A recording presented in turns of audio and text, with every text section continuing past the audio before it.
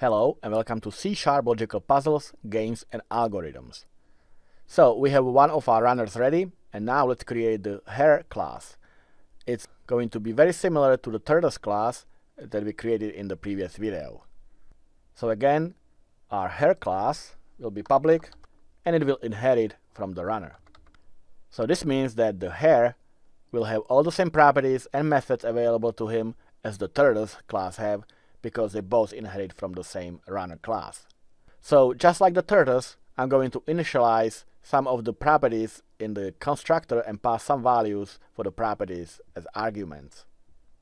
As you can see, this is pretty much identical to the constructor of the Tortoise class, and that's because we coded everything in such a way that we can be as abstract as possible with as little things hard-coded as possible.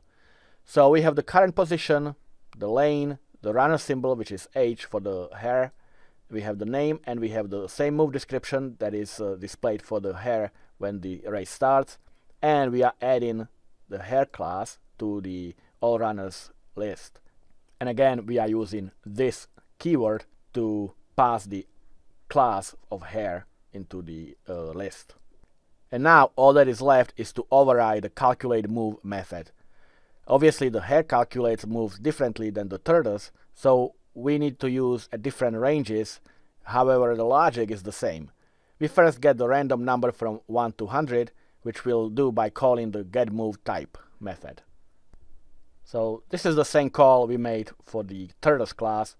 Basically, we just get the random number returned and store it into a variable called move. And now we can evaluate the number and simulate the percentages for the Hare moves.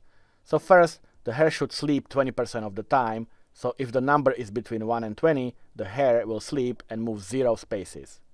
And the move description will say that the Hare is sleeping. So again, if the range is between 1 and 20, that is the 20% range. We call the move type sleep. That's from the move type class that we created in the previous video. And we are moving 0 spaces because that's the integer that's corresponding with the move type sleep. And we are describing the move as the Hare is sleeping and is moving 0 spaces. Next, another 20% of the time, the Hare should do a big hop, which is to move 9 spaces forward. So in this case, if the number is between 21 and 40, that will be the percentage range for the big hop, because again, that is 20 number range. And the move description for this move type will be Hare made a big hop. So here's our range between 21 and 40. We do the big hop and say Hare made a big hop. Next, 10% of the time, the Hare should move 12 spaces back.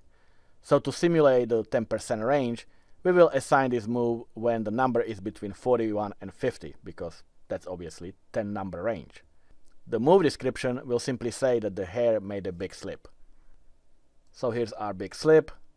And next, we have a 30% range, and that's the time that we move Hare 1 space forward.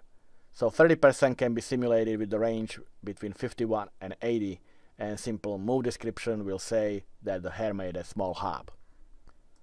And finally, we have 20% of the time when the Hare moves 2 spaces back, so that can be simulated with 81 to 100 range, which is effectively an else in our if condition. So we call the move type small slip, which represents -2, and we say that the rabbit or the Hare made a small slip. And that's all for this class. We now have almost everything ready for the big race, so all that is left to do is to wire everything together, and we'll do that in the next video.